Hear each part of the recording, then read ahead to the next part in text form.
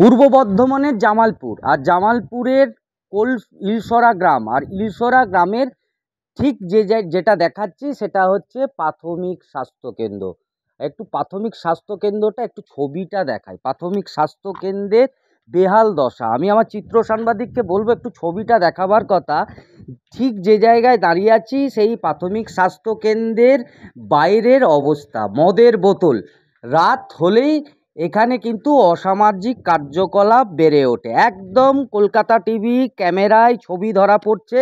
এই ঠিক যে জায়গা, এখানেই কিন্তু বোতলের পর বোতল, ঠিক মদের বোতল এইগুলোই কিন্তু পড়ে রয়েছে। এবং এখানেই কিন্তু রাত হলে এই জায়গাতেই কিন্তু মদের আসর জমে। এখানেই কিন্তু সাধারণ এখানকার যারা ছেলেরা রয়েছেন অসামাজিক কার্যকলাপ করার জন্য এই প্রাথমিক স্বাস্থ্যকেন্দ্রেতেই হাজির হয়, এবং রাত হলেই রাতের অন্ধকারেই মদের আসর বসে, জুয়ার আসর বসে, এমনই কিন্তু অভিযোগ।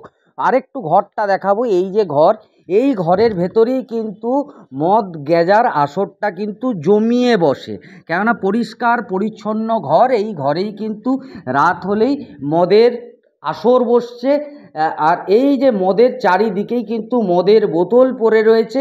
ঠিক যে জায়গায় দাঁড়িয়ে রয়েছি তার ঠিক জায়গাতেই কিন্তু এই যে মদের বোতল, এই মদের বোতল কিন্তু তুলে ধরছি। এলাকার যে সমস্ত মানুষজন রয়েছেন তারা অতিষ্ঠ এই প্রাথমিক স্বাস্থ্যকেন্দ্র নিয়ে। কেননা এখানকার সাধারণ মানুষের দাবি যে এই যে প্রাথমিক স্বাস্থ্যকেন্দ্র 2024 সাল থেকে কিন্তু ভগ্নপ্রায় দশায় পরিণত হয়েছে। কেননা 2024 সালে এই যে প্রাথমিক স্বাস্থ্যকেন্দ্র, সেই প্রাথমিক স্বাস্থ্যকেন্দ্রে সুইপার থেকে শুরু করে নার্স সবাই কিন্তু চলে গেছেন। তারপর থেকে কিন্তু বিময়ী সিময়িজ দপ্তরে একাধিকবার এই প্রাথমিক স্বাস্থ্যকেন্দ্রের দায়িত্বে যারা রয়েছেন তারা চিঠি করেছেন, কিন্তু এখনও পর্যন্ত কোনো নার্স বা সিস্টার আসেনি। এবং এমনটা অভিযোগ করছেন, গুরুতর অভিযোগ উঠে আসছে। এই যে রুগী যারা আসেন তারা অভিযোগ তুলছেন যে এই প্রাথমিক স্বাস্থ্যকেন্দ্রে যারা দেখাতে আসেন তাদের শারীরিক অসুস্থতা হলে তাদের কাউকেই কিন্তু প্রেসক্রিপশান দেওয়া হয় না। এমনটাই অভিযোগ করছেন প্রাথমিক স্বাস্থ্যকেন্দ্রের যারা পেশেন্ট, যারা অসুস্থতার কারণে এই প্রাথমিক স্বাস্থ্যকেন্দ্রে আসেন, এমন অভিযোগ করছেন। আমি বললাম যে আমার শরীর খারাপ, বলে কি হয়েছে, আমার জ্বর সর্দি কাশি, দিয়ে আমাকে ওষুধ দিল। আমি বললাম প্রেসক্রিপশন, বললে প্রেসক্রিপশন নিতে হবে না। বললে এর আগে তুমি ওষুধ নিয়ে গেছো? আমি হ্যাঁ নিয়ে গেছি। বললে তাহলে ছাড়িনি? আমি না। দিয়ে আমি বললাম যে কাশির সিরাপ দেন? বললে কাশির সিরাপ নেই, যে আমায় দিল না। পরিষেবা ঠিকঠাক পাওয়া যায় না, ওষুধপত্র ঠিকঠাক দেওয়া হয় না। এই কাশি জ্বর এইটুকুই, আর পা কেটে গেলে মলম ফলম, আবার বলবে মলমের কৌটো নিয়ে এসো। মলমের কৌটো নিয়ে এসো মানে বুঝি ওই তো কেটে দেবে অর্ধেক মলমটা। সময় মতন তারা ওষুধ পাচ্ছেন না, এমন অভিযোগ তুলছেন। এবং বলছেন যে সপ্তাহে 7 দিনের মধ্যে 3 দিন নাকি এই প্রাথমিক স্বাস্থ্যকেন্দ্রে ডাক্তার থাকে, বাদবাকি দিন কিন্তু এই প্রাথমিক স্বাস্থ্যকেন্দ্রে কোনো ডাক্তার থাকেন না।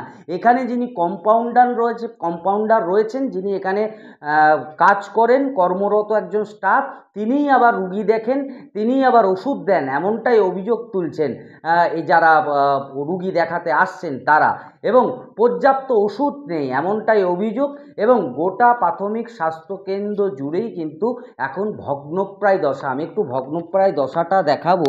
এই যে প্রাথমিক স্বাস্থ্যকেন্দ্রের দরজা সেটা ভেঙে গেছে, এবং তার সাথে সাথে গোটা প্রাথমিক স্বাস্থ্যকেন্দ্র জুড়ে এখন বন আর জঙ্গলে ভর্তি হয়ে রয়েছে।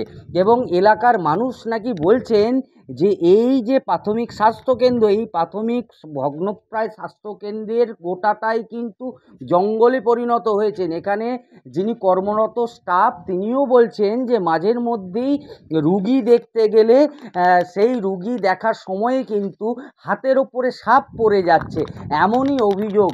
ছাদ দিয়ে জল পড়ে, হ্যাঁ, মানে চাঙড় ভেঙে ভেঙে পড়ে, এবং আমাদের মাথাতেও পড়ে। এটা এবার আমরা অনেকবার জানিয়েছি। কাকে জানিয়েছি?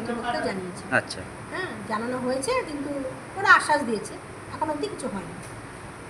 আর আমার স্টাফ নেই, আমার সুইপার অন্তত 2-3 বছর হলো নেই, আর সিস্টার 1 বছরের ওপরে, 1 বছর 2 মাস হয়ে গেল নেই। সেই কাজগুলোর চাপ আমাদের ওপর পড়ে। সাপের ভর্তি বলছে আপনার হাতে? আমাদের স্টাফের হাতে সাপ পড়েছে, মানে জানলা বন্ধ করতে ওপর থেকে হাতের ওপর সাপ পড়েছে।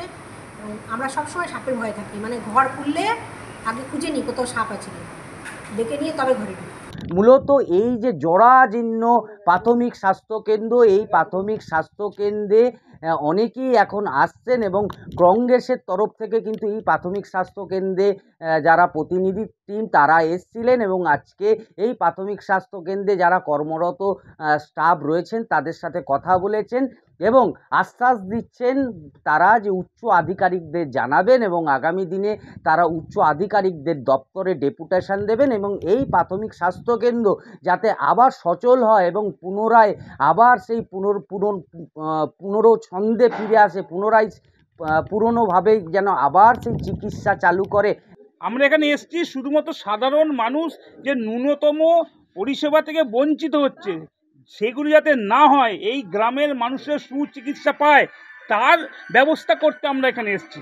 আমি মেডিকেল অফিসারের সঙ্গে বললাম সমস্ত কথা, সে বললেন যে আপনারা জানান, উনি জানিয়ে কাজ হয়নি, বিওমএইচ জানে, সিওমএইচ জানে, কাজ হচ্ছে না। তা বুঝতে পারছেন স্বাস্থ্যের অবস্থাটা কোথায় গিয়ে দাঁড়িয়েছে। তো আমরা চাই ইমিডিয়েট যে উইদিন 1 মাসের মধ্যে যদি এই স্বাস্থ্যকেন্দ্রের যে সমস্ত ঘাটতিগুলো আছে যদি পূরণ না হয়, আমি সামনের সোমবারের মধ্যে সিএমএইচকে আমি ডেপুটেশন দেব। যেহেতু সুস্বাস্থ্য কেন্দ্রগুলো একদম আঞ্চলিক এলাকায়, অনেক সময় সেখানে পরিষেবা তো যাওয়ার প্রয়োজন নেই। যারা আমাদের স্বাস্থ্য কেন্দ্রে যায়, লোকাল স্বাস্থ্য কেন্দ্রে, মানে যেগুলোকে আমরা সুস্বাস্থ্য কেন্দ্র বলছি, সেখানে যাওয়ার প্রয়োজন অনেক সময় পড়ে না, যার ফলে ব্যবহার না হওয়ার জন্য এটা হতে পারে। তাও যদি কোথাও হয়ে থাকে নিশ্চয়ই স্থানীয় প্রশাসনকে বলে ব্যবস্থা হবে। আমরা খোঁজ নিয়ে দেখব লোকাল প্রশাসন বিডিওকে বলে যাতে এটা ব্যবস্থা করা যায়। প্রত্যেকেই দাবি করছেন যে পুরনো ছন্দে যাতে আবারও ফিরে আসে এই প্রাথমিক স্বাস্থ্যকেন্দ্র। মূলত সব মিলিয়ে বলা চলে যে ইলসরা গ্রামের যে ভগ্নপ্রায় প্রাথমিক স্বাস্থ্যকেন্দ্র, সেই প্রাথমিক স্বাস্থ্যকেন্দ্র যাতে পুনরায় আবার ঠিকঠাক হয় এবং সচল হয় এবং পুনরায় আবার পুরনো ছন্দে ফিরে আসে, এমনই দাবি করছেন রুগীর আত্মীয় থেকে রুগীর পরিজনেরা।